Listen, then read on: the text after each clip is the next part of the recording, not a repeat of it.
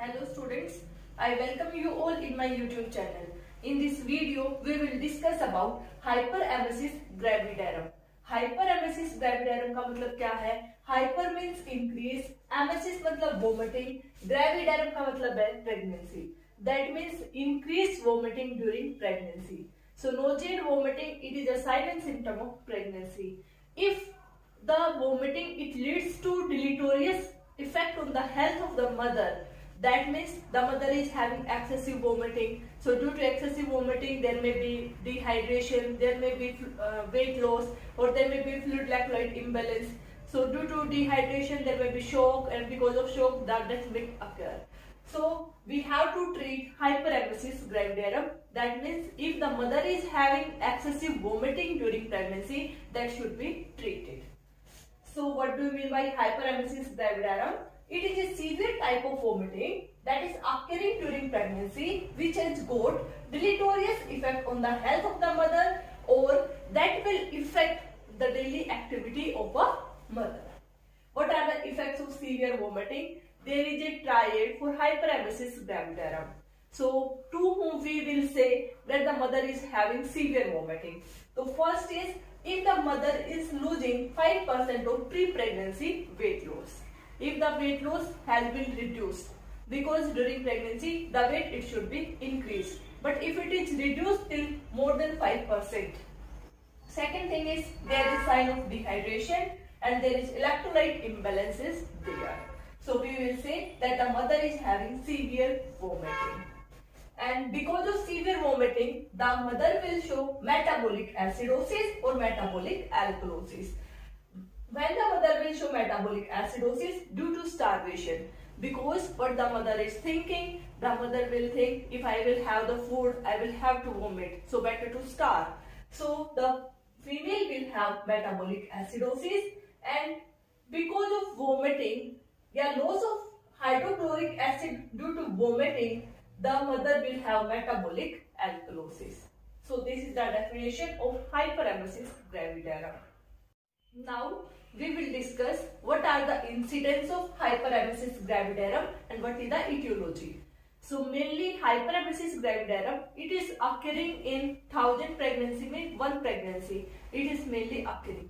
Nausea and vomiting it is common, but excessive vomiting it is occurring in 1 in 1000 pregnancy. So what is the etiology? It is mainly occurring in first trimester till 16 week. After that it is resolved by till 20 week of gestation. It is most common in first pregnancy, that means in the primary gravida females it is more common. In the younger age, the mother age, that means more younger age, 18 to 22, 23 years, it is more common. Low body mass, if the mother is thin and the weight of the mother is low, so that means it is more common in that females. History of motion sickness or migraine, if the mother is having any history of motion sickness or migraine history, so these mothers they will feel more hyperemesis gravidarum.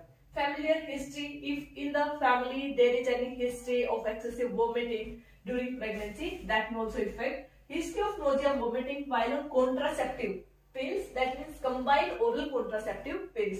So if the mother has taken any contraceptive pills before pregnancy to maintain the gap between pregnancy, and if there is history of nausea vomiting during that knows the cause. It is most common in hiatidiform mole and multiple pregnancy, and most common in unplanned pregnancy. So these are some causes in which hyperemesis gravidarum it is taking place. Now we will discuss what are the different theories related to hyperemesis gravidarum. There are various theories that are given for hyperemesis gravidarum. Some says that hyperemesis gravidarum or excessive vomiting is due to hormonal change, or some says it is due to dietetic deficiency, or some says it is due to psychogenic factor, or some says it is due to decreased gastric motility or allergic or immunological. So there are various theories. Now we will discuss one by one. First is hormonal theory. Hormonal theory क्या कहती है कि during pregnancy there are various hormonal changes that are occurring. That's like increased HCG level, increased estrogen level, and increased progesterone level. What they will do, they will relax the cardiac sphincter. जब cardiac sphincter हमारा relax होगा तो क्या होगा, हमारी जो gastric motility है वो रिड्यूस हो जाएगी.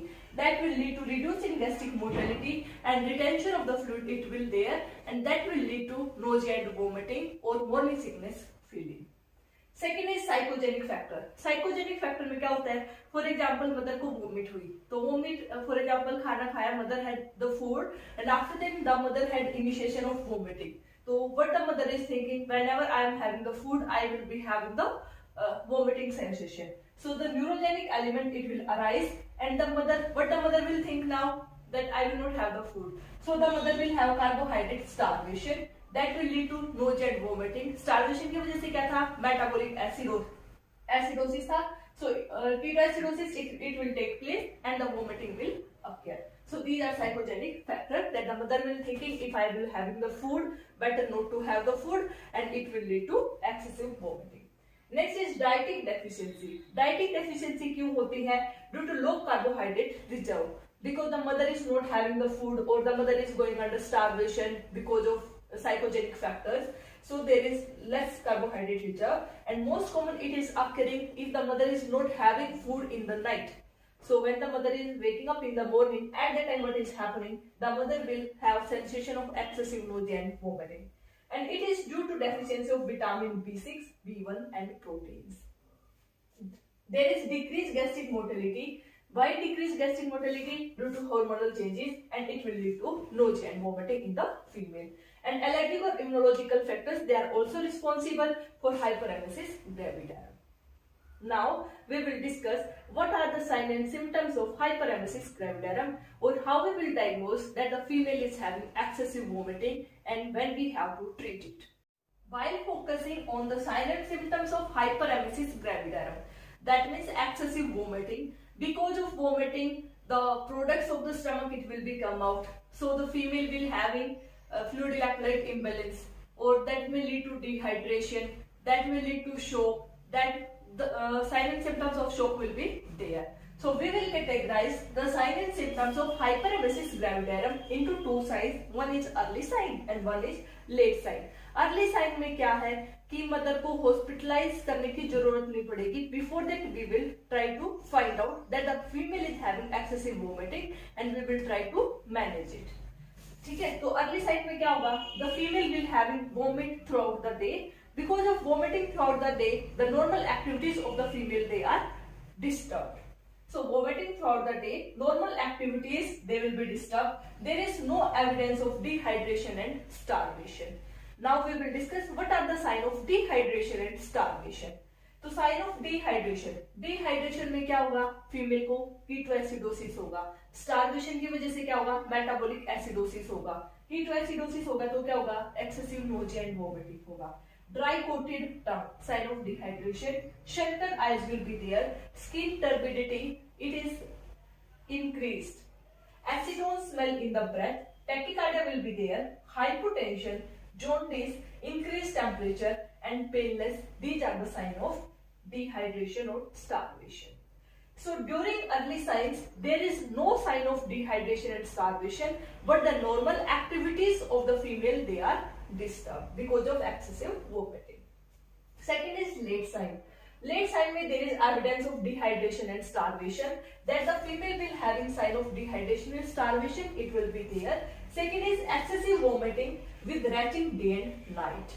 Epigastric pain because of excessive vomiting. Decreased urine output, that means oliguria will be there. Constipation will be there. Botulism, that means excessive salivation. Fatigue will be there, the mother will be fatigued. Anorexia will be there. Spitting, complications if the female is not treated because of hyperemesis gravidarum.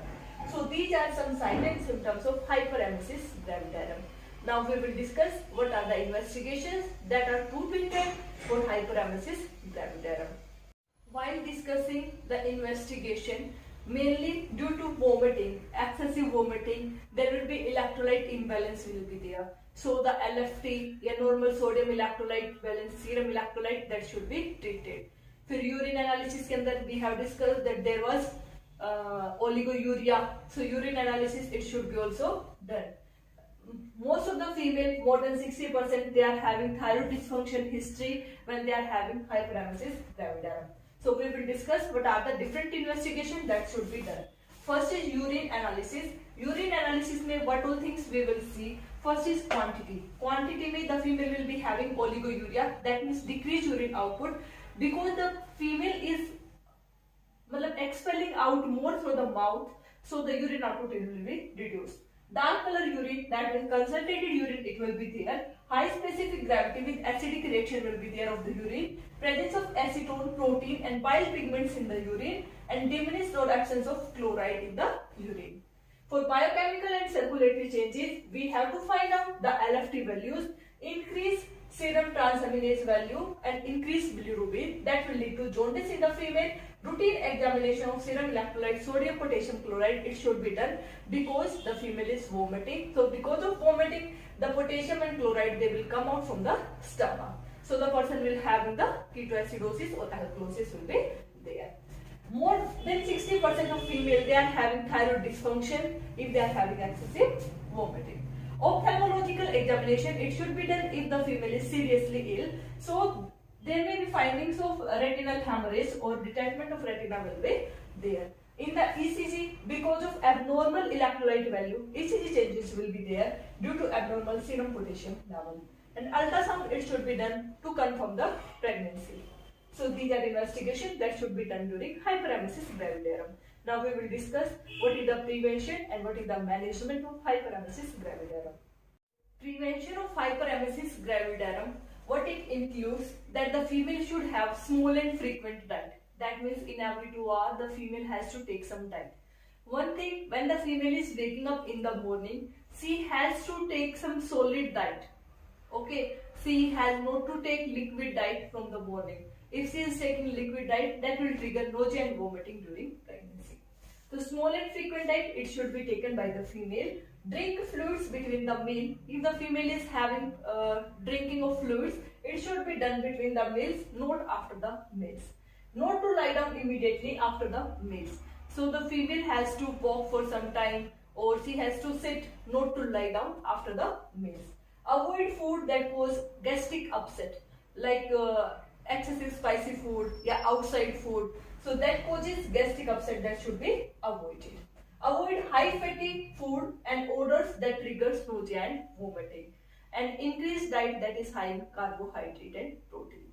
So this is the prevention of hyperemesis gravidarum. Now we will discuss the management part. So in early signs and symptoms, the management, it can be done at home with the help of oral antiemetics. Oral antiemetics का मतलब क्या है? Oral means through the mouth, it should be taken. Anti means against. Emetic मतलब vomiting. So the drugs that will reduce vomiting. So on the oral antiemetics, the management can be done at home if the female is having early signs and symptoms. That means no sign of dehydration or starvation is there, or daily activities that are normally disturbed. So the female can manage it at home with the help of oral antiemetics. Okay.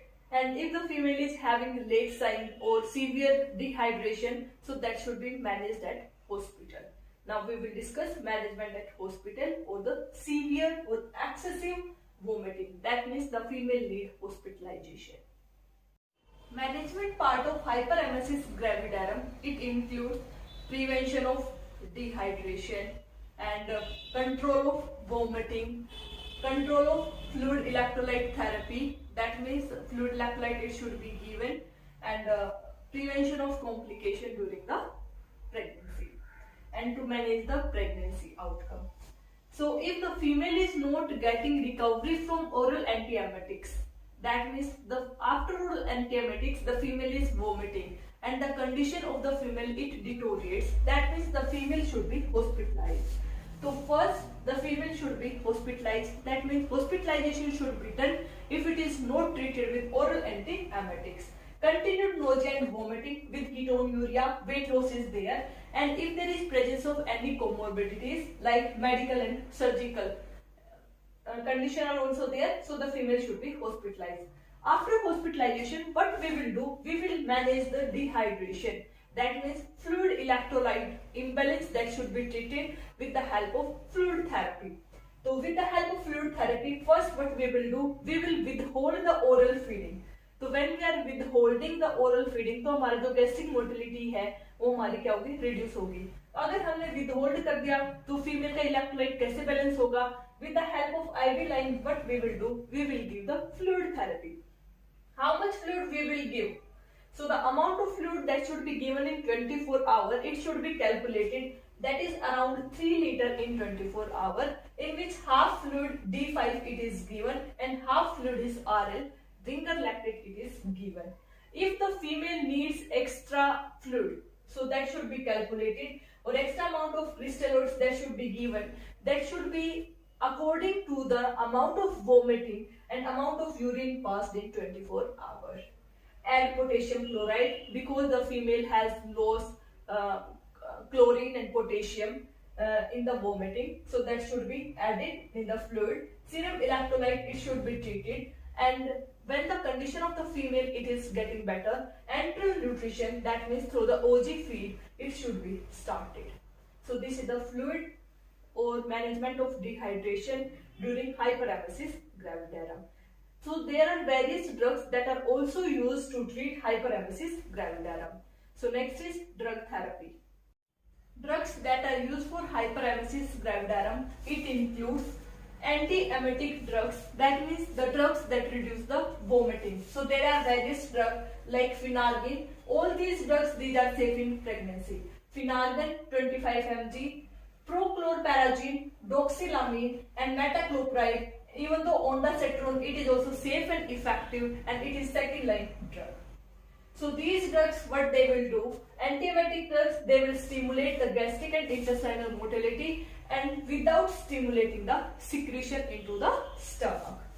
Next is hydrocortisone. Hydrocortisone, it is given 100 mg in the drip if the female is having severe sign of dehydration like hypotension and intractable vomiting. And oral prednisolone can be given. Nutritional supplementation, because of nutritional or dietetic theory, so because there will be lack of various vitamins like vitamin B1, B6 and B12, that should also be given in the diet. So in nutritional supplementation, we will supply the various vitamins like vitamin B1, B6, vitamin C and vitamin B12 100 mg daily, that should be given. Ondansetron, it is also an antiemetic and that should be given, and it is safe during pregnancy. Now we will discuss the management of complications that are occurring during hyperemesis gravidarum, how we will manage them. There are various complications that are occurring due to hyperemesis gravidarum that will affect the health of the mother and health of the fetus. So what are the complications and how we will manage them if they are occurring? So the neurological complications may be there because of vitamin deficiency. It may include Wernicke's encephalopathy, that means beriberi, or thiamine deficiency. So what is the management? Injection thiamine 100 mg IV daily, that should be given. Second is, because of vitamin deficiency, there will be peripheral neuritis. So vitamin B1, B6 and B12, that should be given. Course of psychosis may be there. For that, vitamin B1, it should be given. So the neurological complications, they can be prevented with the help of by supplementation of vitamins. Second is, there may be stress ulcer. So the ulcer may be there because the female is excessive vomiting. So because of vomiting, gastric motility, it will be increased, and there may be degradation of the tissues may be there. So it may lead to ulcer also. For that, proton pump inhibitor can be given. Hemoconcentration will be there. For that, there should be low molecular weight heparin, it should be administered. Jaundice, hepatic failure, convulsions, coma, renal failure, that may be there, and these are complications in the maternal side, and that should be treated. So whenever a female is coming to you and female is telling that she is having excessive vomiting, so we have to assess the signs and symptoms and the level of dehydration the female is having, or the level of complication the female may develop, that should be assessed and that should be treated, so that we can prevent. What we will prevent? We will prevent the fetal complication like low birth weight and preterm labor. So these are complications in the fetal life. Now we will discuss the nursing management part. So whenever a female is coming with hyperemesis gravidarum, what the nursing care it should be given. So whenever the female is coming, we have to approach, a positive form approach should be there. A nurse should be sympathetic whenever giving care to a client. So nurse should be sympathetic, firm handling of the client should be there, social and psychological support to be given. That means the nurse has to tell that in thousands of female, one female, she may be suffering from hyperemesis gravidarum, and you have reported early, so the treatment can be given and further complications can be prevented. So all the treatment but that should be given to the female, that should be told to the patient by the nurse. Maintenance of hyperemesis progress chart, whether the vomiting it has been reduced to some extent or at what level of extent it has been started and it has been reduced, that should be maintained. Daily record of temperature, pulse rate and BP twice a day. Maintenance of IO chart, urine for acetone, proteins and bile pigments, that should be assessed. Serum biochem values, LFT electrolytes value, that should be monitored, and ECG findings, that should also be checked. So when we came to know that female was having hyperemesis gravidarum and she was admitted or she was on oral antiemetics, so how we will come to know whether the sign of improvement has been there or not? So there are various signs of improvement. The female will be showing that the subsidence of vomiting will be there. That means the vomiting has been reduced to some extent. Feeling of hunger will be there. Better look. Because of dehydration, the female was having shrunken eyes or lethargic. Anorexia was there, paleness was there. So the look, if it is improved because of the treatment. Normal electrolyte, normal pulse, BP and temperature recordings are there. Disappear of acetone smell from the breath or from the urine if it is there.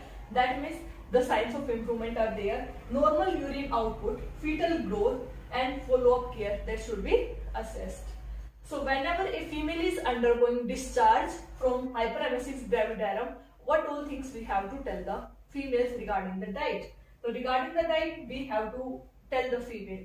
So whenever we are sending a female for the discharge, before that what we have to do, because the female was hospitalized and female was on enteral nutrition and IV fluid. So before omitting the IV fluids, the oral fluids, that should be started. Oral food, that should be started. First we have to give dry carbohydrate food like bread hai, toast hai, biscuit hai, that should be given. After that small and frequent diet, it should be started.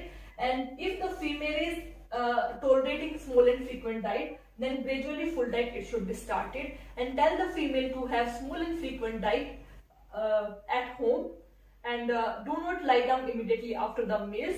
And what all things we have discussed in the prevention, that should be taught to the female whenever a female is undergoing discharge from hyperemesis gravidarum. So this was all related with hyperemesis gravidarum. What do you mean by hyperemesis gravidarum? What are the clinical manifestations? What are the different theories that are suggesting why hyperemesis gravidarum it is occurring? What is the management part, and what all the investigations that are done under hyperemesis gravidarum? Hope so you guys understood this hyperemesis gravidarum, that means excessive vomiting during pregnancy, through this video. Thanks for watching. Do like, comment, share and subscribe. Thank you.